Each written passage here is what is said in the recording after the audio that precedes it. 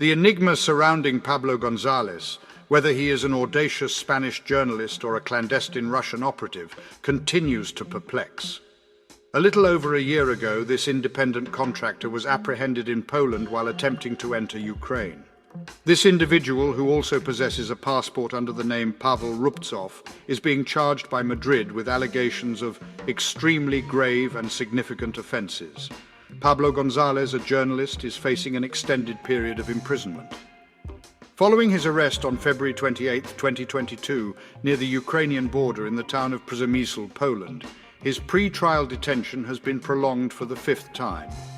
As of the end of May, it is anticipated that he will spend at least another 2 months in prison.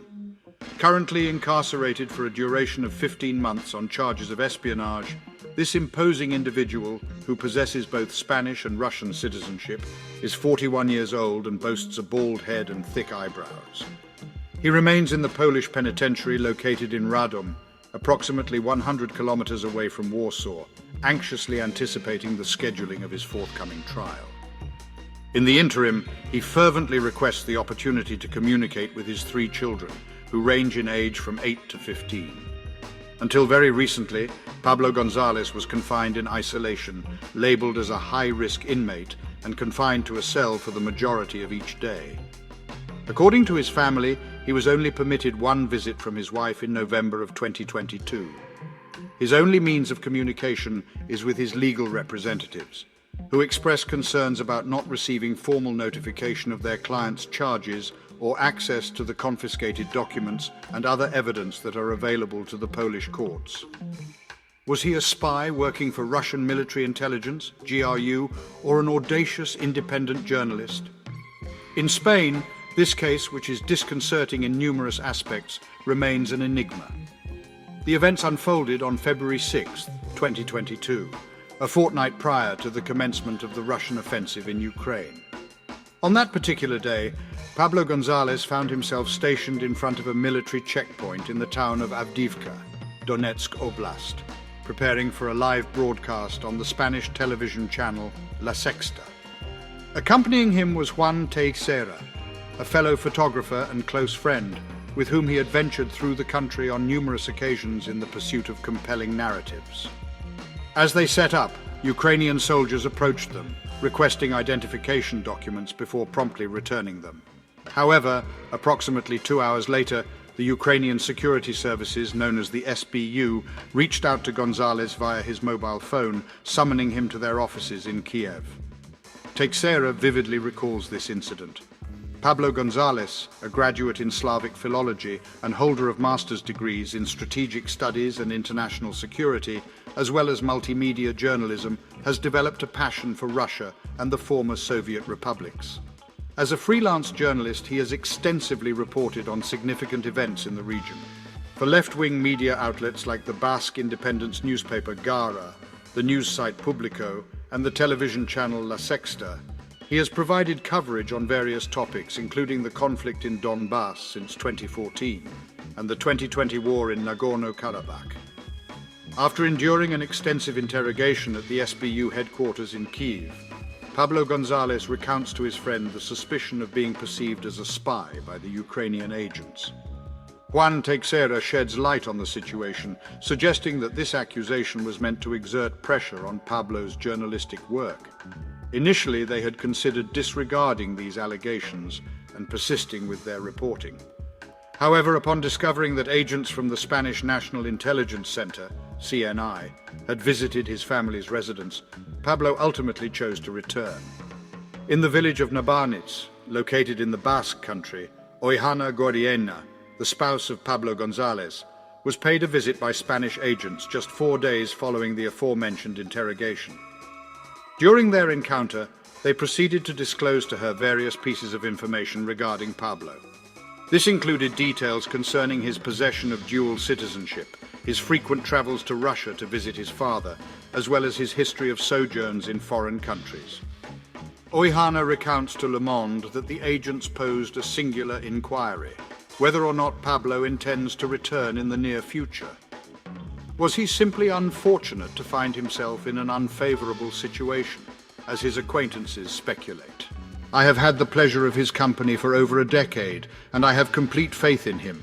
I am confident that he is not involved in any espionage on behalf of Russia. At most, he may have engaged in conversations or exchanged information with an individual whom he should have avoided. Juan Teixeira approximates. Did his actions draw attention due to his travel to Ukraine while carrying 2 passports under different names, as his spouse theorizes? The man who was born in Moscow is named Pavel Rubtsov on his Russian passport. However, on his Spanish passport, he goes by the name Pablo Gonzalez, which is derived from his Russian-Spanish mother. This mother is the daughter of a war kid, a term used to describe the approximately 3,000 children who were evacuated to the Soviet Union in 1937 by the Spanish Republicans to protect them from the Civil War. When the man was 9 years old, his mother registered him using his surname and Spanishized his first name when she separated from her husband and moved to Spain. According to Oihana Goiriena, this is a common practice and not out of the ordinary. Reflecting on his arrest in Spain, Pablo Gonzalez shares his experience with David Lazkanoitoburu, the head of Gara's International Service, a newspaper he has been collaborating with since 2011. Lazkanoitoburu recalls their conversation, stating, "I warned him to be cautious. He firmly believed that there would be no conflict." Lazkanoitoburu goes on to express his trust in Gonzalez, noting that over the past decade there have been no grievances against him. He commends Gonzalez for his integrity in reporting, always providing a platform for both sides of the story. Upon the outbreak of war, Pablo Gonzalez departed for Poland in an attempt, undoubtedly, to cross the Ukrainian border. However, his plans were thwarted when he was apprehended by the authorities on charges of espionage, an offence that carries a potential sentence of 10 years in prison. The Spanish Minister for Foreign Affairs, José Manuel Álvarez, emphasized during a joint press conference with his Polish counterpart, Zbigniew Rau, on May 23rd, that Gonzalez's fundamental rights are fully protected and the allegations against him are of a grave nature. Álvarez further stated that the formal charges are currently being prepared. As per the reports from the independent Russian media outlet Agentstvo, which relies on undisclosed sources, Pablo Gonzalez allegedly collected information on the Russian opposition in Europe over the course of several years.